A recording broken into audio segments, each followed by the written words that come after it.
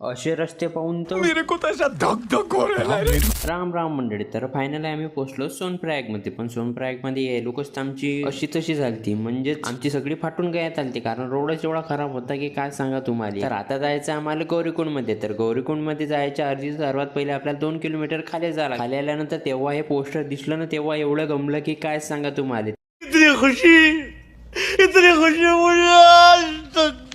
थोडं पुढे आल्यानंतर इथून तर यायचीच टॅक्सी करणं पडते, कारण तसं तर काही जायची परमिशन नाही. तर याची टॅक्सी करून निघालो आम्ही आता गौरीकुंडमध्ये जायसाठी. गौरीकुंडला आल्यानंतर एक लोची तर रॅक्शन इतक्या दूर उतरून दिलं की काय सांगा तुम्हाला. मग तिथून पैदल आलो आम्ही डायरेक्ट गौरीकुंडले. तर सर्वात पहिले आम्ही ना हॉटेल केल्यानंतर सगळेच मस्तपैकी फ्रेश गीत झाले. तितक्यातच तो हॉटेलवाला त्याचा मेन्यू कार्ड घेऊन आला. मेन्यू कार्ड तर घेऊन आला, पण आपले मामा नेमके करू काय राहिले. मेरी समझ में नहीं आ रहा मैं क्या कर रहा तर हूँ। आपल्या मामाची गोष्ट पटली बा. पहिले पेट पूजा मग काम तुझ्या. आणि तितक्यात आपला भाऊ म्हणे मी देतो म्हणजे सगळ्याची ऑर्डर. मी आतलं ते बा. मग तितक्यात मस्तपैकी आंघोळ वगैरे करून आम्ही फ्रेश वगैरे झालो. हे लागले बा मग आता करोडपती व्हायच्या नंतर. आता करोडपती होसान कसे काय, तुमची तर खायची सोय नाही, तितक्यात तुम्ही हे स्वप्न पाहू राहिले. तर करोडपती व्हायचं ते स्वप्ननी पाहा लागत, तर काम करावं लागते. तर याला सांगून सांगून कंटाळलो, पण कायचं ऐकता. मी म्हटलं करोडपतीचं बनायची राहते, चला म्हटलं पहिले जेवण वगैरे करून घेऊ. मस्तपैकी जेवण वगैरे केल्यानंतर काही अशा प्रकारे बा इथला मोसमचं जाऊ द्या. त्याला म्हटलं पहिलं निवांतमध्ये झोप काढून घेऊ द्या. तर आजच्या व्हिडिओमध्ये एवढंच. भेटूया पार्ट 7 मध्ये. जब तक के लिए जय हिंद, जय महाराष्ट्र.